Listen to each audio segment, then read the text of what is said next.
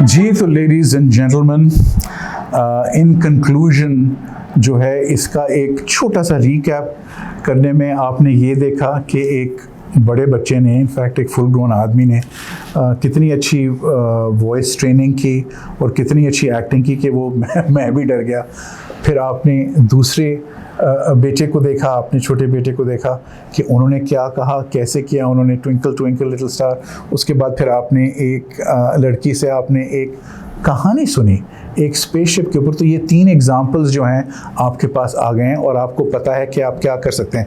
इसके बारे में मैंने आपको ये भी बताया था कि अगर आपकी कोई हेल्प करने वाला नहीं है, आपका फ़ोन है यहाँ पे आपकी हेल्प करने के लिए। और जैसे ज़िंदगी में ज़्यादा चीज़ें होती हैं, जितना ज़्यादा आप करेंगे, जितना ज़्यादा आपकी प्रैक्टिस होगी, उतना ही बेहतर होगा। लेकिन इसके लिए तवज्जो चाहिए, तवज्जो तवज्जो तवज्जो, प्रैक्टिस प्रैक्टिस प्रैक्टिस।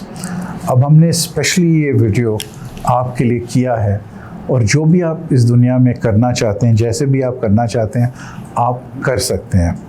तवज्जो चाहिए, अंग्रेज़ी में हम बोलेंगे कंसिस्टेंसी। आप करते रहें और इंशाल्लाह आप वहाँ तक पहुँच जाएंगे।